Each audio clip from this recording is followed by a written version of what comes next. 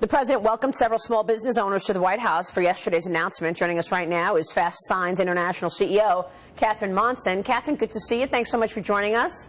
Thank you for having me, Maria. I'm honored to be here. I saw you yesterday in that shot. You were right next to the president during his speech. Tell us about how FASTSIGNS, your company, is going to be benefiting from these changes. Well, FASTSIGNS is the largest signage and visual graphics franchisor. We have over 660 locations, 590 in the United States. And each is a small business owner. They each own their own business, average 10 employees. So what we're going to be able to do with an association health plan is really have that supply chain, that purchasing power. And rather than having a franchisee try to get insurance, a group insurance for one location with 10 employees, now we can take those 590 locations, each with 10 employees, and pool our resources and get a better price for 6,000 of our franchisees' employees. So it's really taking that franchise business model and the power of purchasing power and supply chain and bringing it to the advantage of our franchisees, and more importantly, to the advantage of their employees, really bringing quality, affordable health insurance to their employees. And you're a small business, so it's got to be that health care was one of the biggest costs for you, or is the biggest cost for you. Is that right?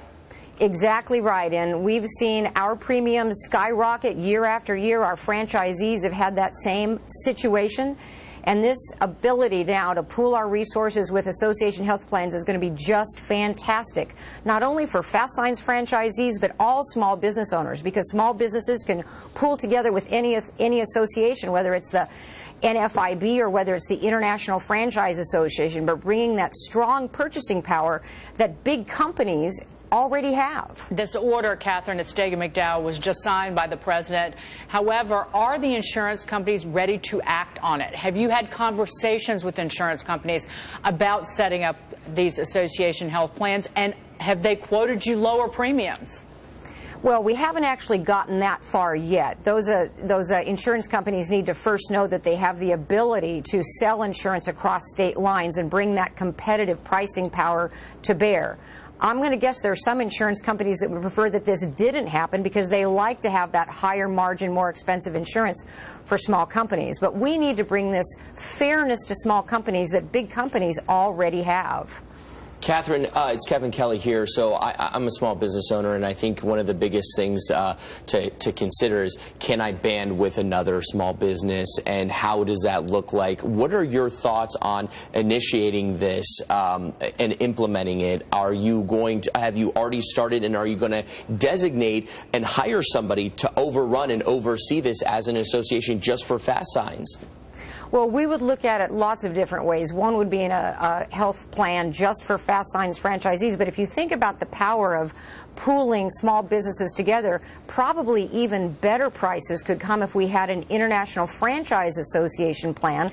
I'm on the board of directors of the International Franchise Association. There are over 733,000 small businesses in the U.S. that are franchised. So instead of looking at getting the pricing power for 6,000 FASTSIGNS franchisees employees, we could be looking at millions of employees, and then bring even better pricing, better quality health care with more options to all of those members of the International Franchising Association. That's a big deal. Brian Blenberg. Catherine, so the president is moving here with the stroke of a pen, and obviously you're a big fan of what he's doing, but what's done with the stroke of a pen can be undone with the stroke of a pen. Are you really still looking for Congress to step up here and provide some legislation to provide a more comprehensive solution to what's going on with health care, or are you just, is this the best we can get at this point? Well, I hope it's not the best we can get, and you have been absolutely reading my mind. I don't know quite how you do that. We're very excited about H.R. 1101, which was passed with great bipartisan support in the House of Representatives just last March, and it has been languishing in the Senate. You're exactly right. An executive order can be undone with the next administration. So we really need a legislative fix, and I'm very hopeful that the president signing this executive order is going to get some pressure on the Senate to take up H.R. 1101 and pass it, because that is an amazing way for us to codify, if you will, association health plans. It's a very important bill. Just real quick, one thing in the Wall Street Journal today with President Trump ending the subsidies to health insurers. The Journal's reporting that the president has told at least one lawmaker he would support preserving these payments if the deal, the bipartisan deal between Lamar Alexander and Patty Murray comes together. So these subsidies might not go away. I just wanted to point that out. Catherine, what do you think about that? Well, I think that sounds like a good negotiation plan. Kind of the art of the deal, so to speak. He's a deal maker. Catherine, good to see you. Thanks so much for talking with us this morning. Thank you for having me. We'll be watching the developments. Catherine Monson joining us there.